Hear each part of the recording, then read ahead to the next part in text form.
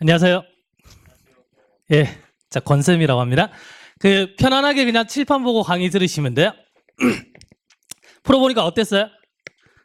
나 겁나 쉬웠다.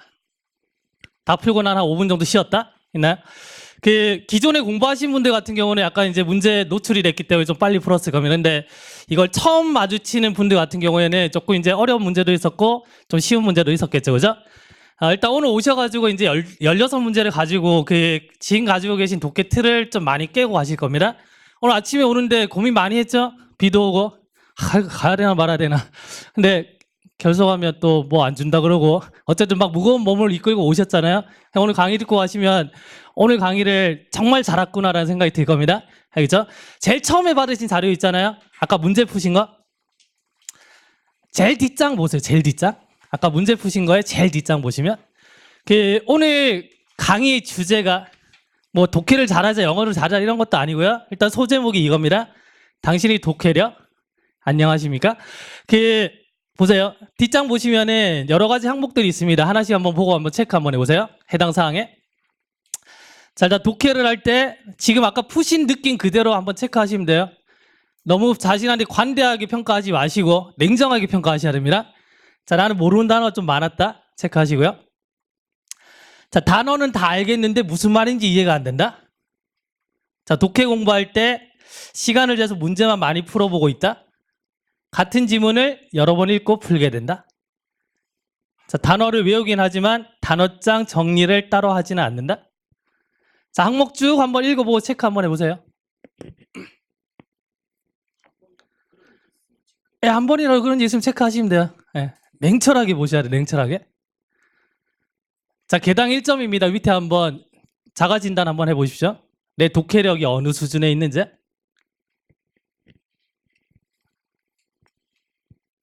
다들 표정이 좀 굳어지시네요.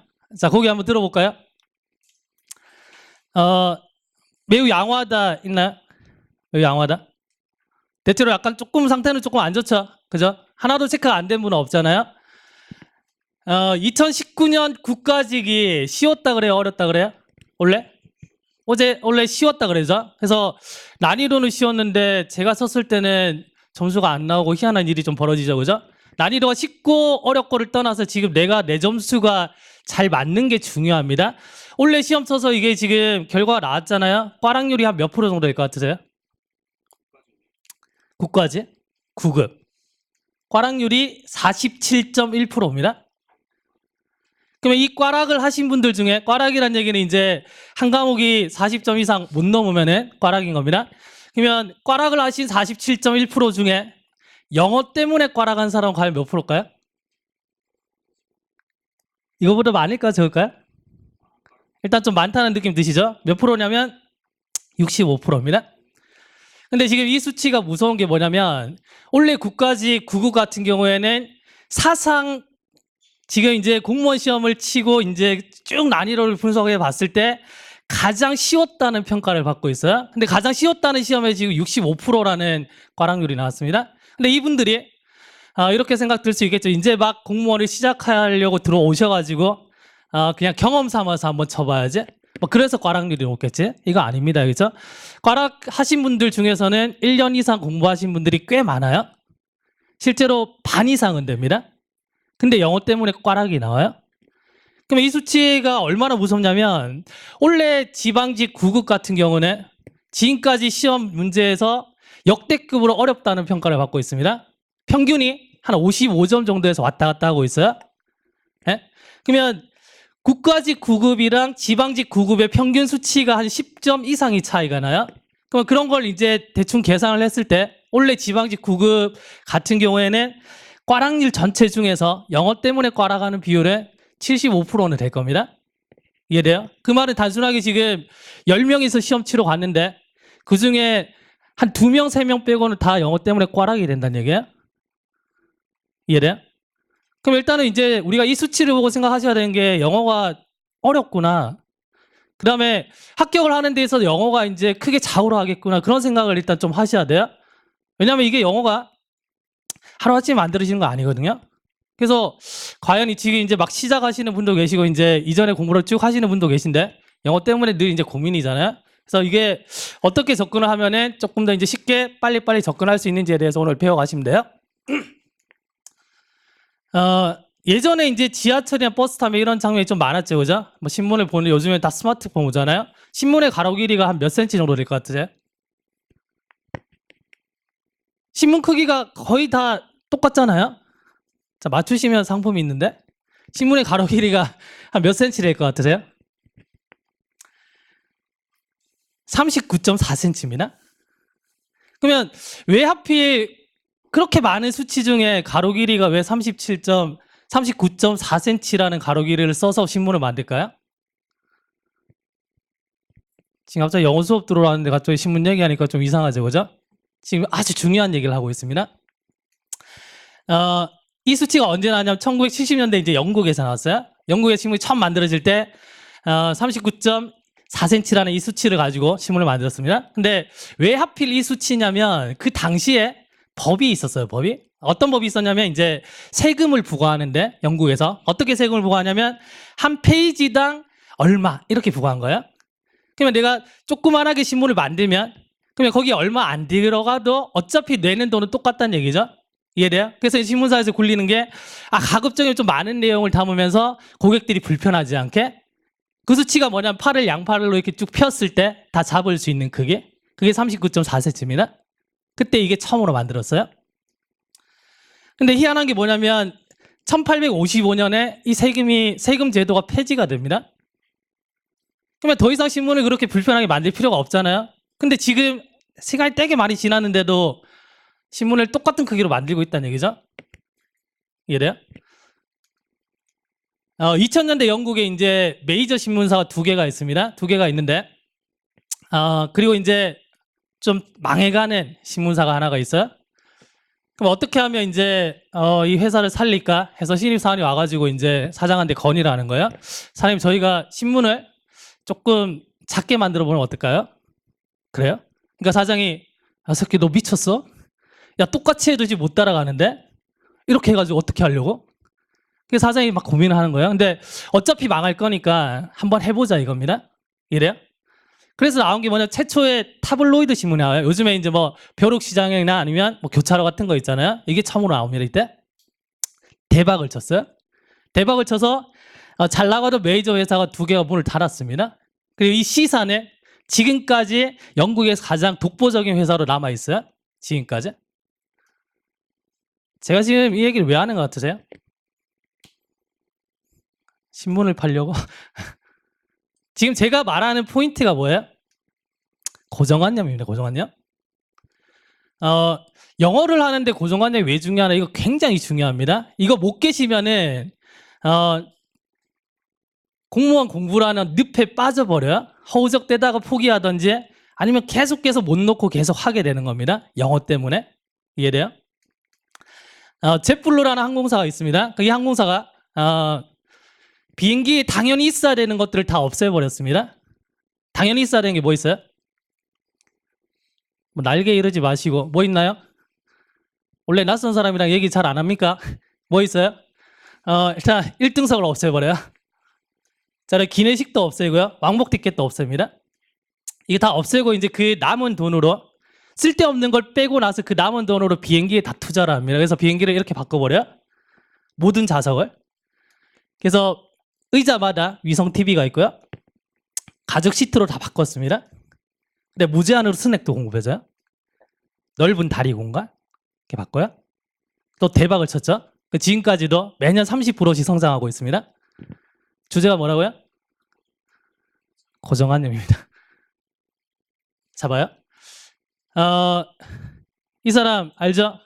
졸라 빠르잖아요. 100m 달리기를 합니다. 이길 수 있어요? 딱 두 가지 방법이 있습니다. 이길 수 있는 방법. 첫 번째는 뭐냐면 먼저 뛰는 거예요. 내가 이 사람보다 먼저 뛰면 이길 수 있겠죠? 돼요? 근데 봐요. 지금 이제 막 시작하시는 분들 지금 후발주자잖아, 어떻게 보면. 그러면 지금 이미 공부하시는 분들이 전국에 수만 명이 있잖아요. 그죠? 그러면 나보다 먼저 뛴 사람이 너무 많다는 얘기죠. 그럼 첫 번째 이 방식으로는 돼요, 안 돼요? 안 되겠죠? 자, 그래서 한 가지 방식이 더 있는데 방법을 바꿔보는 거면 뛰는 방법을 어떻게 하냐면 이렇게 한번 해보는 거죠. 그러면 이길 수 있겠죠? 뭐 오늘 당장 오토바이를 사라는 얘기는 아닙니다. 알겠죠? 그러면 우리가 이제 조금 관점만 바꿔보면은 영어를 조금 빨리 쉽게 접근하는 방법이 있다는 얘기죠. 레밍 효과라는 게 있는데 레밍이 이제 약간 쥐같이 생긴 애들이야. 근데 얘네들이 좀 특이한 게 3년에서 4년마다 한 번씩 그 거주지를 이동하는데 매년 이제 한 3, 4년마다 집단 자살을 해. 절벽에 뛰어들어가지고. 그래서 전 세계에 이제 학자들이 모여가지고 연구를 해보면 되게 희귀한 현상이잖아요. 몇백 마리가 매년 그렇게 자살하는 거야. 그래서 조사를 한번 해보니까 얘네들이 눈이 좀 나빠요. 앞이 잘 안 보이는 거야. 그러면 서식지를 이동을 해야 되잖아요. 이동을 하면 이제 제일 앞에 대장이 가겠죠. 야 따라와. 그래서 막 이동하는 겁니다. 가다가 가는데 쭉 그냥 아무것도 뭐 생각 없이 막 가는데 쭉 가다 보니까 절벽이 나온 거예요. 바다가 있고. 큰일 났다 싶겠죠. 그래서 돌아가려고 그래. 야 돌아가야 돼. 절벽이야. 이런데 밀려서 떨어지는 거예요. 그러면 뒤에 애들이 어떻게 생각해요? 대장이 뛰니까 야 씨발 이거 뛰어야 되겠다. 다 뛰어내리는 거예요. 그래서 4년에 한 번씩 뭐냐면 몇백 마리가 집단 자살을 하는 거예요. 그 현상을 가지고 우리는 레밍 효과라고 얘기하는 겁니다. 이래? 그래서 요즘에는 이 레밍 효과를 어떻게 쓰냐면 맹목적으로 남을 따라하는 행위, 이걸 가지고 레밍 효과라고 써요. 그러면 공무원 시장에서 한번 볼까요? 영어를 따졌을 때 우리 어떻게 공부하냐면 일단 물론 이제 와가지고 상담받고 여러 가지 하겠죠. 다른 분들 이제 어떻게 공부하나 쭉 봅니다. 저 친구가 이따만한 어휘책을 외우고 있어요. 저분도 외우고 있어. 이거 안 외우면 안 되겠구나. 책을 삽니다. 막 외우기 시작해요. 그 다음에 어떤 분들이 어떤 강의를 많이 들어? 또 그걸 막 듣는 겁니다. 막 따라다녀요. 이리저리. 그럼 중요한 건 뭐냐면 내 상태가 어떤지를 파악하고 그걸 해결하는 게 중요한데 아무 생각 없이 그냥 막 따라다니는 거예요.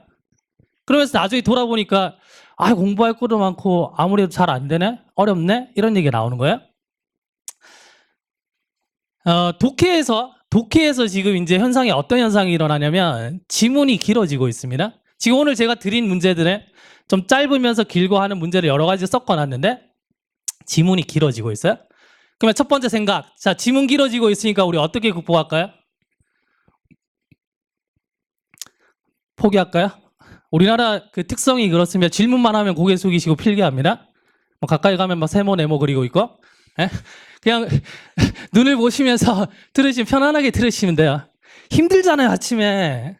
근데 이게 영어를 하는 데 있어서 이 생각 자체를 바꾸냐 안 바꾸냐에 따라서 제 생각에는 1년 걸릴 걸 6개월 하고요. 2, 3년 걸릴 거를 1년 만에 합니다. 오늘 강의 다 듣고 나서 이게 동영상 강의로 올라가면 다시 한번 천천히 한번 돌아보세요. 돌려보시면 제가 앞쪽에서 왜 신문 얘기하고 왜 갑자기 레밍 효과 얘기하는지를 피부로 느끼고 가실 겁니다. 오늘 강의가 다 끝나면. 알겠죠? 강의 들으시고 혹시 도움이 안 되면은 뭐 이딴 강의에 다 있어 하면서 뛰쳐나가셔도 괜찮아요. 예? 그러면 이제 어떤 생각 드냐면 대부분의 사람들의 생각 뭐냐면 속독해야 되겠구나. 실제로 이렇게 가르쳐요.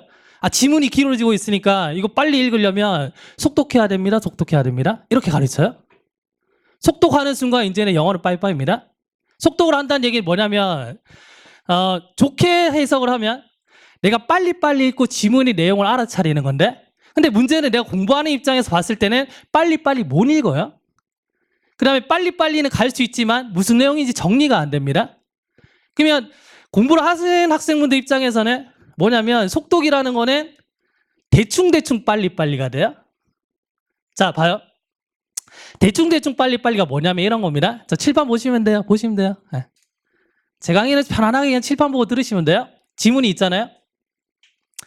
일단 졸라 읽어. 네? 읽으면서 내가 아는 단어도 있고 가끔씩 모르는 단어가 나와요. 그럼 이제부터 어떻게 하냐면 상상하기 시작합니다. 이게 되게 대충 이런 내용이야. 상상하기 시작해요. 그 다음에 뭐 하냐면 보기 봅니다. 그러면 보기를 보면 희한하게 뭐냐면 두 개가 헷갈려요. 2번인 것 같기도 하고 3번인 것 같기도 하고. 네? 이런 현상이 생겨요. 물론 이제 아주 쉬운 문제를 제외하면은 대부분 이런 현상은 다 생겨요. 그죠? 그럼 이렇게 고민하다가 이제 어떤 결정 내리냐면 한 번 더 읽어요. 이래요? 그래서 좀 더 명확하게 상상을 하기 시작합니다. 그래서 2번이나 3번 중에 하나를 또 찍는 거죠. 근데 더 놀라운 사실은 정답은 4번인 거죠. 아, 진짜입니다, 이거. 자, 그럼 봐요. 상상을 하게 되면은 두 가지가 올라가요. 뭐가 올라가냐면 시간이 많이 걸립니다. 왜? 지문을 여러 번 읽기 때문에. 첫 번째. 두 번째 뭐가 올라가냐면 기분은 좋아져요. 왜냐면 내가 상상한 게 보기 있거든요. 기분은 좋아요. 이번 시험 칠만한데? 근데 결과를 딱 따지고 보면 씨, 잘못했나? 다 틀려요. 정답률이 떨어집니다.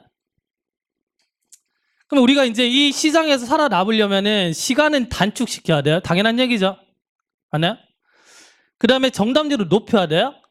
시간을 단축시키기 위해서 나는 아까 제가 8문제를 16분을 드렸잖아요. 5분 만에 풀어서 앉아있어? 아무 소용 없습니다. 왜냐면 빨리 푼다라는 얘기는 아직까지 준비 안 된 상태에서 빨리 푼다는 얘기는 그냥 찍는다는 얘기예요. 그러면 시험을 다 치셨을 때 시간이 남을 일도 없겠지만 남았다라는 얘기는 아주 좋거나 아주 나쁘거나, 근데 나쁜 경우가 대부분이에요. 시간은 충분히 쓰시되 우리 적게 읽어야 돼요. 그래서 이렇게 하기 위해서 우리가 이제 뭘 하냐면 사고를 합니다. 사고. 이 사고가 뭐냐? 적게 정확하게가 사고인데, 그래서 오늘 문제를 푸실 때 우리가 전체 지문을 다 읽고 풀진 않을 겁니다. 아주 정확하게 몇 개의 문장만 가지고 풀 겁니다. 알겠죠? 그러면 우리가 이제 이걸 하려면, 사고를 하려면 제일 먼저 해석해야 되죠? 해석하려면 뭐 필요해요? 어휘 필요하죠? 어휘 모르면 안 됩니다, 이거. 그럼 봐요. 어휘가 얼마나 중요하냐면 이런 생각 하잖아요. 내가 모르는 단어 나오면 앞뒤 문맥을 보고 유추해야지. 근데 놀라운 게 뭐냐면 앞뒤 문맥에도 모르는 단어가 있어요? 유추 안 됩니다, 이거. 그럼 학생분들 입장에서 무조건 뭐냐면 어휘는 외우셔야 돼요. 교수님, 저는 암기력이 딸려가지고 어휘는 좀 외우기가 좀 그런데요? 포기하셔야 돼요. 어휘를 안 외운다는 얘기는 뭐냐면 독해를 안 하겠다는 얘기인데, 독해가 만약에 10문제 중에 반타작 하잖아요. 합격 못합니다, 이거. 그럼 가장 출발은 뭐냐면 어휘입니다. 일단 첫 번째 어휘고요.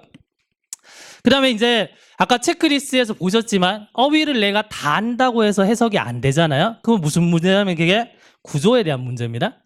긴 문장이 나왔을 때 이게 어떤 게 주어인지 어떤 게 수식하고 있는지 이 구조에 대한 개념이 없어서 그래요.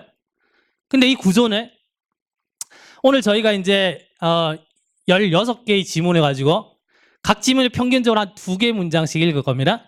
그러면은 이제 그 2개 문장을 합쳐가지고 대충 계산을 하면 한 지문이 보통 이제 한 8개, 9개로 구성되어 있거든요. 그럼 딱 3개 지문을 우리가 분석하는 거예요. 얘를 문장 개수로 봤을 때. 그러면 거기서 이제 25개의 공식이 나옵니다. 중학교 1학년, 2학년 때 배웠던 것들.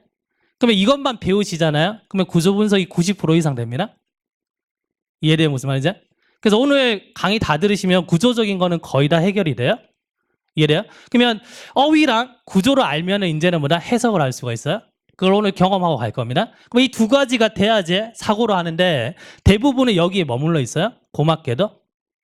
그래서 우리는 진짜입니다, 이거. 우리가 조금 이제 생각을 다르게 잡는 순간 우리는 뭐다? 여기서 다른 길로 넘어올 수가 있거든요. 그래서 사고를 하게 되는데, 이 과정을 통해서 사고를 하게 되는데, 사고를 하게 되면은 일단은 독해력이 생기고요. 그 다음에 문제를 빨리 정확하게 풀게 될 겁니다. 그걸 오늘 배우시고 가시면 돼요. 무슨 말인지 이해하시겠어요? 자, 그래서 일단 맛배기로 1번 문제만 제가 이제 일단 설명드리고 잠깐 쉬는 시간을 드릴 건데, 자료가 지금 3개가 있잖아요. 그러면 처음에 풀었던 자료 있잖아요. 처음에 풀었던 자료는 그 수업 중에 손댈 필요 없습니다. 그러니까 이건 뭐 하냐면 오늘 강의 다 듣고 나서 집에 가셔가지고 복습하실 때 강의 자료랑 본인이 푸신 거랑 비교 한번 해보세요. 어떤 게 뭔가 다른지. 이해돼요? 내가 정답이 맞기도 하고 틀리기도 하고, 어떤 경우에는 정답이 맞는데 저는 한두 문장을 읽고 풀었는데 여러분들은 전체를 다 읽고 풀었다. 이런 것들을 한번 비교해 보라는 얘기입니다. 무슨 말인지 알겠죠? 어떤 문제가 있는지 비교해 보시면 되고, 그 다음에 구문독해라고 적힌 자료가 있어요. 구문독해. 그래서 제가 구문을 설명할 때는 구문독해 자료에 필기가 다 돼 있습니다. 다 돼 있기 때문에 제가 설명드릴 때는 칠판만 보고 이해만 하시면 돼요. 알겠죠? 제일 안 좋은 게 제가 막 수업할 때 열심히 필기하는 게 제일 안 좋습니다. 왜냐면 필기는 잘 돼 있는데 집에 가면 내 글씨인데 이게 무슨 말인지를 몰라요. 그래서 영어가 이해를 못 해버리면은 안 돼요. 이해가 제일 중요하기 때문에 그냥 편하게 앞에 보고 들으시면 돼요. 그 다음에 수업 들으시다 조금 잠이 온다 그러면 일어나서 걸어 다니시면 됩니다. 편안하게. 앉아서 못 깹니다, 절대. 알겠죠? 자, 그래서 구조적인 설명할 때는 이제 이 자료를 가지고 하시면 되고요. 자, 그 다음에 강의 자료라고 돼 있는 거 있어요. 강의 자료. 그러면 제가 구조적인 거를 설명을 드린 다음에 그러면 구조적인 걸 설명드리면 이게 어떻게 해석되는지 구조로 아시게 되는데 이걸 토대로 해서 제가 이제 사고적인 측면에 대해서 설명할 겁니다. 문제 풀면서. 알겠죠? 그래서 사고적인 측면에 대해서 제가 말씀드릴 때 그때 이제 강의 자료에 필기하면서 따라오시면 돼요. 알겠죠? 그래서 하나는 구문, 하나는 사고입니다. 이해됐습니까? 또 반대로 하시면 안 돼요. 알겠죠? 자, 이제 자료는 덮으시고요. 칠판 보시면 됩니다. 자, 일단 우리가 이 문제를 풀기 위해서 얘는 이제 일단 난이도는 아주 낮은 문제인데 시간을 얼마만큼 좀 빨리 정확하게 푸느냐가 지금 관건이 문제입니다. 자, 한번 보세요. 자, 이 문제를 풀기 위해서 우리가 몇 가지 공식이 필요한데 첫 번째 공식이 자, 비동사에 대한 겁니다. 자, 비동사가 뭔지는 다 아시잖아요. 자, 비동사라는 거는 보통은 뭐냐면 이 형식으로 쓰입니다. 이 형식. 이 형식은 뭐냐면 뒤에 주격 보호라는 걸 가져와요. 예를 들면 제가 제 소개하는데 안녕하세요, 저는 입니다. 그러면 말이 돼야 안 돼요? 그러면 제가 접니다. 그러면 네가 누군데? 라는 생각이 드시죠?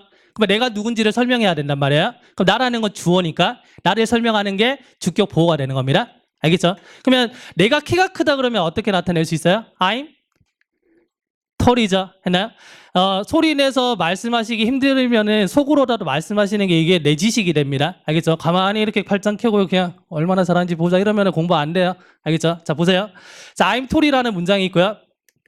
그러면 얘 같은 경우는 봐요. 지금 톨이라는 애는 이제 형용사잖아요. 그럼 나는 키가 크다는 건데 보호 자리에 형용사가 왔다는 얘기는 상태를 설명해 주는 겁니다. 그럼 I'm tall 그러면 내가 키가 크구나. I'm handsome 그럼 나는 잘생겼구나. 이런 상태를 설명해 주는 거예요. 알겠죠? 나는 소년입니다가 뭐죠? I'm a boy죠. 그러면 이번에는 뭐냐면 보호 자리에 명사가 왔어요. 그러면 보호라는 애 자리에 명사가 왔다는 얘기는 뭐냐면 동격이라는 얘기입니다. 내가 소년이고 소년이 나잖아요. 이해돼요? 그래서 보호 자리 명사가 오면은 동격을 나타내는구나 이렇게 기억하시면 됩니다. 알겠죠? 그러면 이제는 우리가 독해를 보실 때 비동사가 나왔잖아요. 그럼 항상 이제 끊어읽기를 어떻게 하시냐면 주격 보호를 찾아서 주격 보호까지 끊는 겁니다. 과감하게. 무슨 말인지 알겠죠? 자, 자료를 펴셔가지고 자, 비동사에 대한 설명이 있습니다. 한번 펴보세요. 자, 구문 독해 자료 펴시면 돼요. 구문 독해.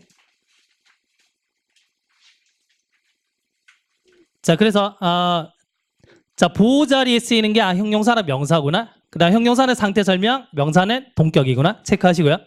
자, 그 다음에 어떻게 하시냐면 자, 보호 다음에 이렇게 한 번씩 끊어주세요. 자, 이게 아무것도 아니지만 엄청난 힘을 발휘합니다.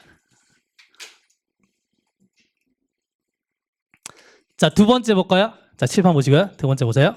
자, 이번엔 전치사 플러스 명사인데 전치사라는 게 어떤 게 있나요? 전치사가 뭐 있어요? 또 필기를 열심히 하시네요. 전치사 뭐 있어요? 뭐 in이라든지 뭐 on, about 이런 게 전치사잖아요. 그러면 일단 우리가 전치사라는 애가 나왔을 때는 항상 이 전치사는 혼자 다니는 게 아니고 명사를 데리고 다닙니다. 그래서 우리가 이제부터 뭐냐면 in이라는 전치사가 나왔다, 뭐 on이라는 전치사가 나왔다. 어떤 예측해야 되냐면 뒤에 명사가 오겠네 예측해야 돼요. 명사가 없다 그러면 그건 틀린 문장입니다. 이래요? 그러면 두 개의 문장이 있는데 이 두 개의 문장에서 지금 전치사가 어떤 게 있나요? 어떤 전치사가 있어요? in이 있죠.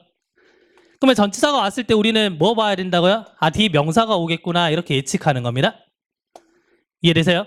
그러면 첫 번째 문장 보시면은 이 방에 있는 그 소년이 is sleeping 자고 있습니다. 됐나요?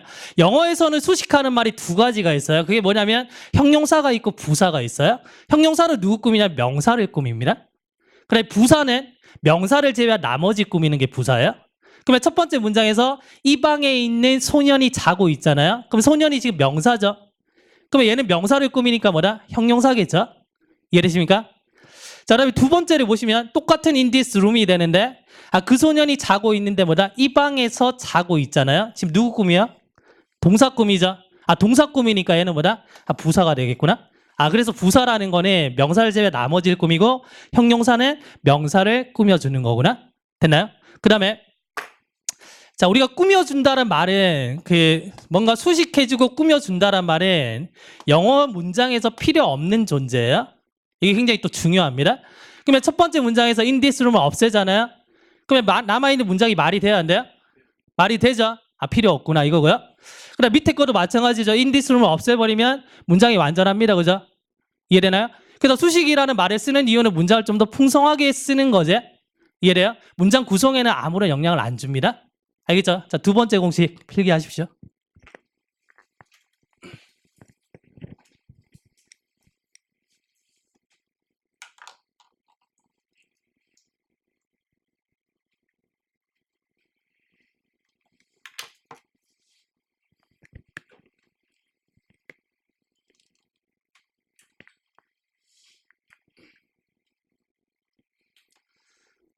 자, 아주 쉽다라는 생각이 들 수도 있습니다. 근데 이 쉬운 거를 제대로 정리가 안 돼서 독해가 어려운 겁니다. 알겠죠? 두 번째 공식 되셨나요?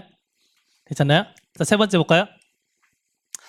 자, 복합관계 부사 however이라고 나왔는데, 자, 일단 해석이 아무리 뭐뭐 한다 할지라도 이렇게 됩니다.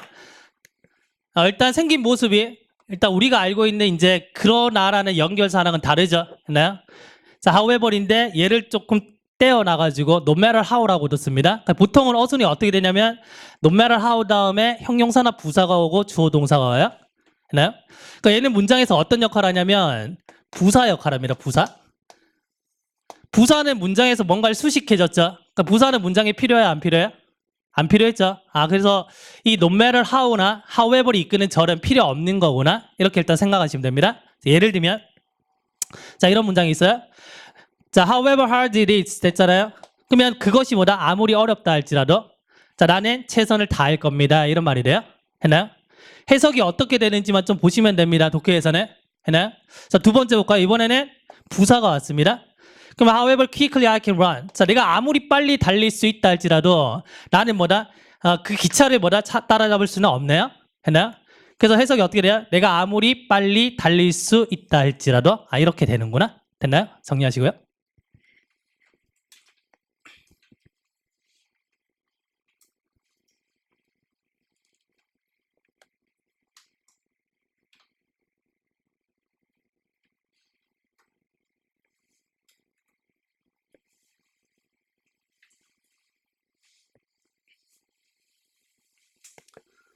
자, 지금 하나하나를 자, 네 걸로 만들려고 한번 해보셔야 됩니다. 자, 4번 볼까요? 자, 등위족사라는 게 있습니다. 7번 보실래요?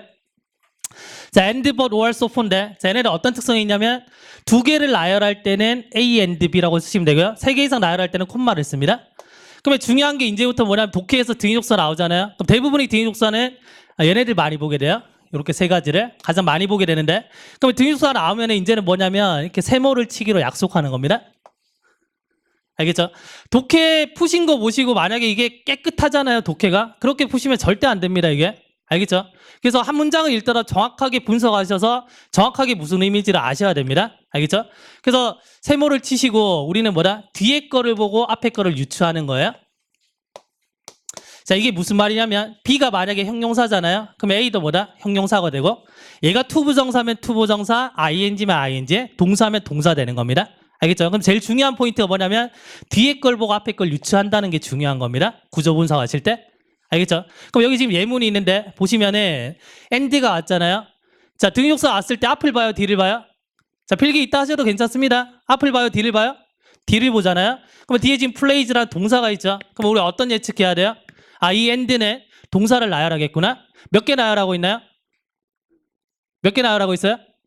3개 나열하고 있죠. 얘랑 이렇게 3개를 나열하고 있겠구나. 됐나요? 자, 하나만 더 볼까요? 자, 이번에 and 다음에 보니까 지금 student란 명사가 있습니다. 어떤 예측해서 하셔야 돼요? 얘는 명사를 나열하고 있겠구나. 맞나요? 몇 개 나열하고 있어요? 3개를 나열하죠. 자, 이런 관점에서 보는 겁니다. 독해를 한다는 건 뭐냐면 우리가 예측하는 거예요. 그럼 어떤 예측이 필요하냐면 비동사가 나왔잖아요. 그러면 뒤에 뭐가 나온다고요? 주격보가 나온다 했죠. 주격보가 될 수 있는 게 뭐였습니까? 명사나 형용사죠. 그걸 예측해서 끊어읽기를 하시는 거예요. 등위족사가 나왔잖아요. 그러면 이 등위족사 나왔으면 뭐다? 본능적으로 D를 보고 뭐다? 어떤 걸 연결하는구나. 그걸 보시는 겁니다. 그렇게 계속 예측해서 들어가시는 거예요. 되셨나요? 자, 적으시고요.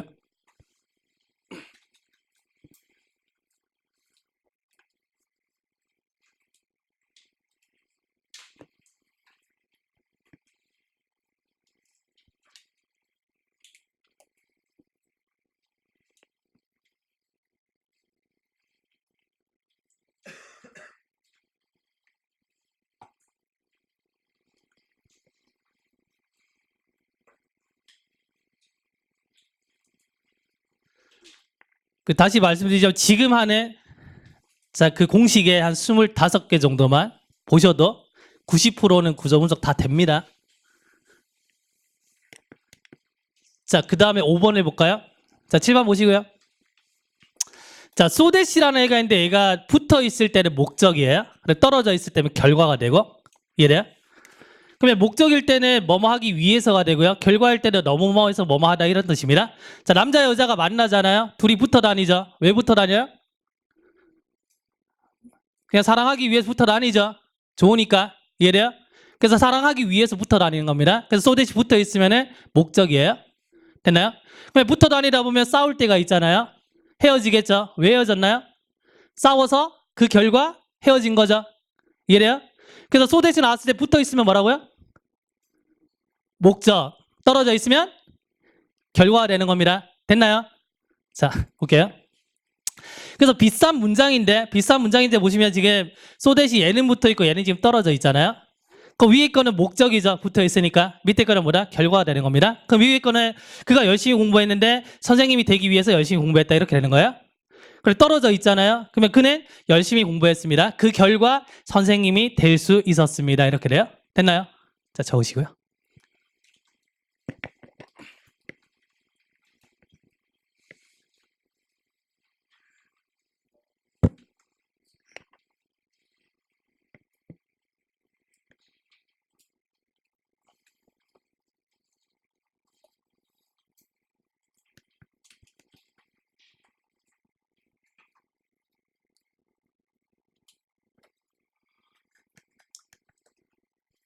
자, 6번입니다. 지금 앉아 계신 분들 영어 실력이 다 다르잖아요. 영어를 오랫동안 놓으신 분도 있고 늘 잘했던 분도 계시겠죠, 그죠? 근데 상관없어요.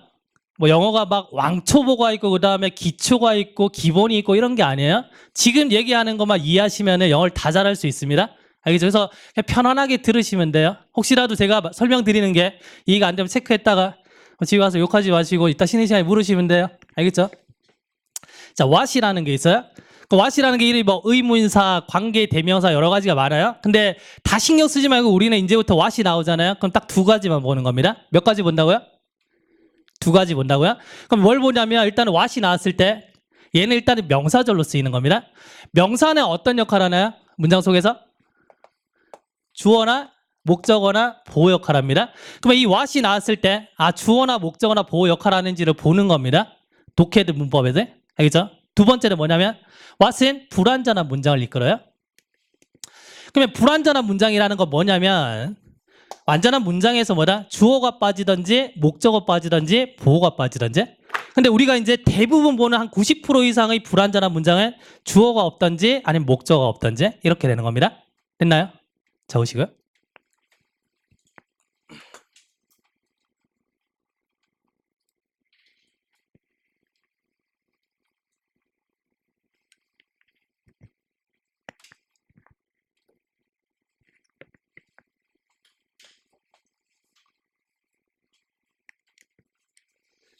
자, 여기까지 6가지 공식을 아시면은 이 문제를 풀 수 있는 해석을 하기 위한 어떤 기반이 만들어지는 거예요. 16개의 지문이 있잖아요. 그러면 앞에서 우리가 이제 1번부터 한 7번까지는 공식이 몇 가지씩 이렇게 나와요. 나오는데 그 이후로 갈수록 이제는 공식이 하나씩 없어져요. 왜냐면 앞에서보다 반복되기 때문에. 무슨 말인지 아시겠죠? 강의자로 한번 펴보실래요? 자, 맨 뒤에 한번 보세요. 맨 뒤에.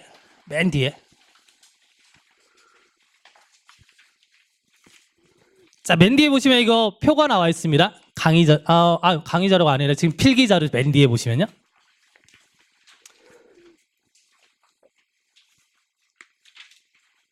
자, 사고를 위한 핵심 포인트에서 바로 앞장 가보세요.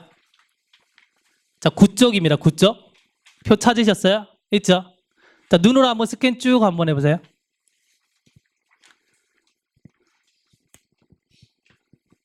자, 여기 나와 있는 기본 개념들로 인해서 우리가 아주 문제를 쉽고 빠르게 풀게 될 겁니다. 그 눈으로 한번 쭉 스캔 한번 해보세요. 자, 무슨 말인지는 제가 이제 강의를 하면서 하나씩 설명을 드릴게요. 자, 대충 스캔 하셨나요? 자, 칠판 한번 보세요. 자, 이제 이 문제를 풀어야 되는데, 자, 첫 번째 문장부터 보는 겁니다. 모든 독해에서 가장 중요한 문장은 첫 번째 문장이 제일 중요해요. 어떤 유형인지에 따라서 우리가 앞에서 읽을 수도 있고 뒤에서 읽을 수도 있고 중간에서 읽을 때도 있어요. 근데 어쨌든 간에 모든 유형에서 제일 중요한 건 첫 번째 문장입니다. 내가 그 첫 번째 문장을 해석할 수 있는 능력이 있어야 돼요. 근데 그걸 해석 못 하잖아요. 그럼 그 문제를 맞출 수 있는 가능성은 점점 떨어지기 시작합니다. 그 다음에 이런 얘기 많이 해요. 독해를 푸는데 단어가 너무 어려워요. 이런 얘기 많이 말씀하시거든요. 그러면 실제로 기출 문제를 싹 다 분석해 보면 어려운 단어가 언제 나오냐면은 쓸데없는 문장을 읽었을 때 어려운 단어를 만나요. 이해돼요? 그러면 내가 필요한 문장을 정확하게 읽었을 때는 어려운 단어를 만날 필요가 없어요. 이해돼요? 그래서 어휘를 외우실 때는 가장 기본 어휘부터 먼저 외우시는 겁니다. 기본 어휘라는 건 뭐냐면 이제 수능 정도의 난이도, 그 정도의 어휘부터 먼저 잡고 가시는 거예요. 알겠죠? 자, 칠판 보십시오. 칠판. 자, 그럼 첫 번째 문장 보겠습니다. 일단은 what is like a rocking horse 그랬나요? 자, 일단은 지금 동사가 뭐가 왔나요? 자, 보시면서 하나씩 적용시켜야 됩니다. 비동사가 왔죠? 자, 비동사 왔으니까 우리 뭐 예측해야 돼요? 뒤에 뭐가 오겠다? 주격보호가 오겠구나. 주격보호는 명사 아니면 형용사가 되겠구나 이 말입니다. 자, 이때 우리가 like가 뭐뭐처럼이라는 전치사로 쓰였습니다. 그러면 전치사 플러스 명사는 형용사 역할을 할 수 있죠. 그래서 지금 주격보호 자리에 온 겁니다. 됐나요? 걱정이라는 것이 자, is like a rocking horse랍니다. 마치 rocking horse는 뭐냐면 목마죠, 목마. 됐나요? 애기들 이렇게 타는 거 있잖아요. 왔다 갔다 하는 거. 이거와 같답니다. 이해돼요? 자, like가 뜻이 뭐라고요? 뭐뭐처럼이죠. 그럼 잘 봐요. 이게 뭐냐면 이제 비유라고 그래요. 비유. 마치 뭐뭐처럼 이런 것들이 비유입니다. 그러면 글 쓰는 사람이 비유를 왜 쓰냐면은 내가 말하고자 하는 주제를 좀 더 쉽고 명확하게 설명드리기 위해서 비유라는 걸 쓰는 겁니다. 그래서 우리는 like라든지 just like, just as 이런 게 나왔잖아요. 나오면 이거 주제문이 되겠구나라고 생각을 먼저 하셔야 돼요. 이해돼요? 내 마음은 호수다 그랬을 때 이 마음이 뭔가 좀 잔잔하고 고요하고 좀 깨끗하고 이런 느낌이 좀 들잖아요. 그게 비유란 겁니다. 이해돼요? 그러면 그 관점에 다시 보시면은 걱정이라는 게 뭐냐면 목마와 같답니다. 자, 우리가 말을 왜 타죠? 말을 왜 타죠? 오늘 학원 올 때 뭐 타고 오셨나요? 버스 타고 오셨죠? 뭐 지하철 타시던지 왜 타나요? 좀 빨리 오려고 타잖아요. 말을 왜 타나요? 좀 빨리 가려고 타죠. 목적지에. 근데 목마는 어때요? 왔다 갔다 하는 거죠. 앞으로 가요, 못 가요? 못 가는 거죠. 이해돼요? 그럼 이 목마는 말로서의 역할을 해요, 못해요? 못하고 있죠. 그러면 여기서 말하는 거는 걱정이라는 게 뭐다? 목마랑 같답니다. 그럼 이건 좋은 거예요, 나쁜 거예요? 나쁜 건가요? 재밌잖아요, 교수님. 이게 아니고 나쁜 거잖아요. 그럼 일단 첫 번째 생각이 뭐냐면 걱정이라는 게 쓸모없는 거구나, 나쁜 거구나. 이게 뭐냐면 이제 문제점에 관한 글입니다. 이해돼요? 그러면 어떤 글을 읽다가 뭔가 안 좋은 게 나오잖아요. 걔는 뭐다? 문제점입니다. 그러면 문제점 지문은 문제점이 답이 될 수도 있고, 그 다음에 두 번째는 뭐냐면 해결책이 답이 될 수도 있어요. 이해돼요? 무슨 말인지? 예를 들면 이 주제가 될 수 있는 게 필기 있다 하셔도 괜찮아요. 자, 이 주제가 될 수 있는 게 걱정은 필요 없는 거야, 하지 마. 이게 될 수도 있고요. 두 번째는 걱정을 없애기 위해서는 이렇게 해야 돼. 이게 주제가 될 수 있다는 얘기입니다. 이해돼요? 그럼 첫 번째 문장에서 일단 1차적인 주제가 잡혔습니다. 알겠죠? 자, 다음 문장 한번 볼게요. 자, no matter how가 뭐였죠? 아무리 뭐뭐 한다 할지라도 이 말입니다. 그러면 no matter how fast you go, 네가 아무리 빨리 간다 할지라도, 아무리 빨리 간다 할지라도, 자, you never move anywhere. 당신은 뭐다? 어느 곳에도 갈 수 없답니다, 지금. 걱정은 좋은 거예요, 나쁜 거예요? 나쁜 거죠. 여전히 지금 문제점을 얘기하고 있습니다. 알겠죠? 그러면 문제점에 관한 지문이 나왔을 때는 두 문장 정도 읽었을 때 이거 문제점 지문이구나 하면 그냥 멈추셔야 돼요. 멈추시고 보기 보시는 겁니다. 이해돼요? 그 다음에 보기를 봤는데 보기에 문제점이 있던지 해결책이 있던지 둘 중에 하나만 있는 거예요. 예를 들면 그러면 그 둘 중에 하나가 답이 돼요. 무슨 말인지 아시겠어요? 근데 간혹 가다가 뭐냐면 둘 다 있어요. 문제도 있고 해결책도 있는 거예요.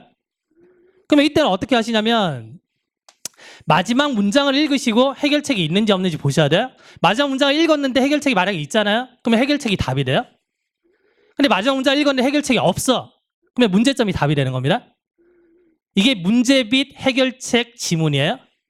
지문이 특성을 알면은 문제를 굉장히 빨리 쉽게 풀 수가 있어요. 이해돼요? 무슨 말이지? 그러면 정석으로 봤을 때는 여기까지 멈추는 겁니다. 왜냐하면 문제점이 파악이 됐기 때문에. 근데 지금 공부기 때문에 제가 한 문장을 더 읽어드릴게요. 다시 볼게요. 걱정이라는 것은 자 이지가 왔죠? 그래서 보고까지 끄는 겁니다. 완전히 낭비래요 지금. 했나요? 자 of time. 그래서 완전히 시간이 낭비랍니다. 자 등위 족소 안 내요. 앞을 봐야 돼요? 뒤를 봐야 돼요? 뒤를 봐야 되죠. 뭐 나열하고 있어요? 동사 나열이죠. 아 동사 이렇게 연결되는구나. 걱정이라는 게 뭐다? 완전히 시간 낭비고. 자 그리고 create 뭔가를 만들어내는데 자 so much closer in your mind. 당신의 마음에 굉장히 많은 어떤 잡동사리를 만들어낸답니다. 이해돼요? so that이죠. 아이고 해가 아니구나.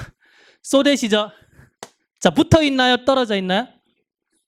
떨어져 있죠. 목적이에요? 결과예요? 결과죠. 그럼 다시 한번 해볼게요. 그러면 걱정이라는 게 시간 낭비고요. 그 다음에 걱정이라는 게 너무나 많은 쓸데기 없는 것들을 만들어내기 때문에 그 결과 당신이 cannot think clearly 명백하게 사고할 수가 없답니다. 지금 걱정은 좋은 거예요? 나쁜 거예요? 나쁜 거죠. 그러면 굳이 우리가 이 문장을 안 읽어도 두 번째 문장까지 뭐다? 걱정은 안 좋은 거구나라는 게 판단이 됐잖아요. 그러면 정석적으로 여기서 멈추시고 뭘 봐야 된다? 보기 봐야 된다는 얘기입니다. 이해돼요? 자 여기까지 일단 한번 적어보세요.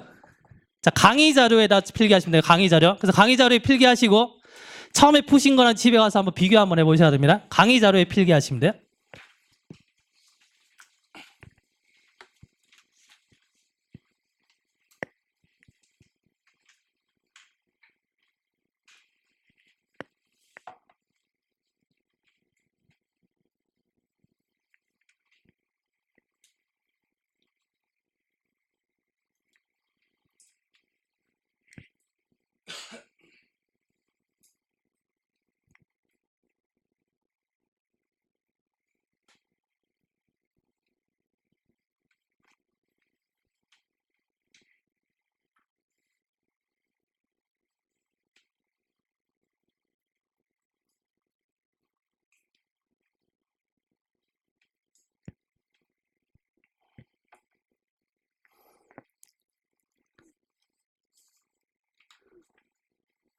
자, 요 맨 뒷장 보세요. 아, 이거 적고 계시구나. 맨 뒷장 보실래요? 맨 뒷장? 맨 뒷장 보실래요? 구문독해 맨 뒷장요. 맨 뒷장. 네. 찾았어요? 맨 뒷장 보시면 오늘 대충 나오는 것들 정리를 조금 해놨습니다. 자, 보시면 이번에 문제빌 해결책이라고 돼 있죠? 찾으셨나요? 네, 그거 보고 한번 다시 한번 볼게요. 자, 일단 보시면 문제 자체가 답이 되는 경우도 있고 해결책이 답이 되는 경우도 있다. 이렇게 나와 있죠? 됐나요? 자, 그 다음에 bad things 동그라미 치세요. bad things. 그래서 안 좋은 게 나오면 무조건 문제라고 생각하셔야 돼요. 그 다음에 우리가 해결책 동사로 help라는 동사가 많이 들어옵니다. 그래서 help라는 동사가 왔을 때는 주제문과 직결된다는 것 좀 보셔야 돼요. 자, 그 다음에 보기를 보는데 보기에 문제와 해결책이 동시에 있으면 마지막 문장을 읽고 최종 답을 확인한다 돼 있죠. 자, 그렇게 왔다 갔다 적으시면 돼요.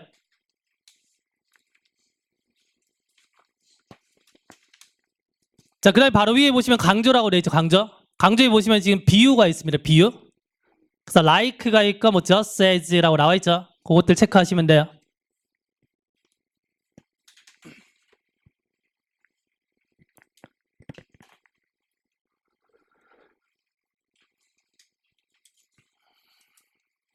구조 분석 정확하게 해놓으셔야 됩니다. 그래야지 공부가 돼요, 이거. 그냥 수업 중에 듣고 아 저렇구나 이해되는 걸 아무짝에도 쓸모없습니다. 이거 내 걸로 만드셔야 돼요. 강의 듣고 나서. 알겠죠? 거기 들어오세요.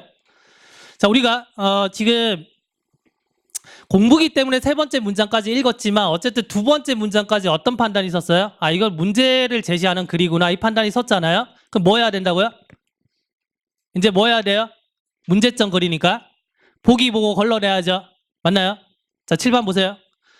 그러면 보기를 볼 때도 봐요. 쭉 4가지 보기가 있잖아요. 이걸 또 눈으로 이렇게 보고 계시면 안 돼요. 보기를 보는 것도 전략이거든요. 그래서 어떻게 하셔야 되냐면 첫 번째 보기를 보고 이게 맞다 틀렸다 이게 표시가 돼 있어야 돼요. 그게 정답률을 높입니다. 알겠죠? 왜 그런지는 오늘 강의 들으시면서 알게 될 겁니다. 이게 답이면 동그라미, 잘 모르겠다 세모, 아니면 X 이렇게 하는 겁니다. 하나하나씩 볼 때 습관을 잘 들이셔야 돼요. 이거 하나로 정답률을 높여요, 실제로. 알겠죠? 자, 1번 한번 볼게요. 자, what impacts does worry have on life? 어떤 영향을 걱정이 삶에 주는지. 걱정은 지금 삶에 안 좋은 영향을 주잖아요. 그러니까 얘는 문제점이기 때문에 1번이 가능하겠네요. 됐나요? 자, 다음 2번 볼게요. 자, 속으로 한번 보십시오. 이게 동그라미인지 X인지 세모인지를 판단하셔야 됩니다. 7번 보셔야 돼요. 7번. 자, where does worry originate from? 걱정이 어디에서 오는가? 이건 아니죠. 이거 문제점도 아니고 해결책도 아니잖아요, 지금. 됐나요? 날리시면 돼요. 자, 3번 볼까요? 자, when should we worry? 언제 우리가 걱정해야 되는가? 이 얘기도 아니죠, 지금. 됩니까? 4번 볼까요?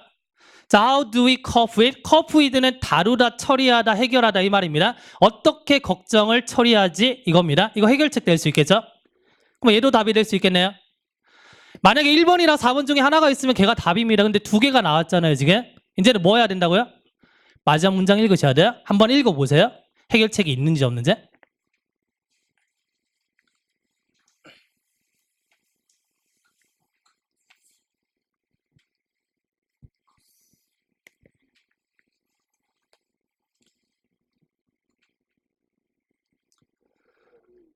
자, 7번 볼까요? 자, 판단하신 거 한번 보십시오. 자, focus your mind. 자, 당신의 마음에 집중하십시오. 이렇게 됐네. 자, more productively. 훨씬 더 뭐다? 생산적으로. 제가 지금 자, 부사가 동사를 꾸미고 있죠. 훨씬 더 생산적으로 당신의 마음에 집중하랍니다. 자, 어디에? 자, 뭐에 관해서? on what you do. 자, do는 동사 앞에 do는 강조입니다. 강조. 그래서 what을 보시면은 what이지 완전해야 돼요? 불완전해야 돼요? 불완전해야 된다 했죠? 맞나요? 그래서 전치사의 목적어 자리에 what이 왔기 때문에 얘가 지금 명사를 일단 쓰이고 있습니다. 그럼 뒤가 불완전한지 보셔야 돼요. 보시면 지금 원트의 목적어가 지금 빠진 겁니다. 불완전하죠? 아, what이 재료로 쓰였구나. 그러면 보다 생산적으로 이제 어떤 마음을 집중하라는 얘기인데, 근데 어디에 뭐에 대해서 집중하냐면 what you want to happen. 네가 뭐가 일어났으면 바라는지 거기에 마음을 집중하랍니다. 지금 이해돼요? 그다음에 지금 등위족사가 왔는데 뒤에 보니까 뭐다? 동사가 있잖아요. 그럼 얘네 동사 나열이겠죠? 했나요? 그럼 이렇게 나열이겠네요? 이렇게?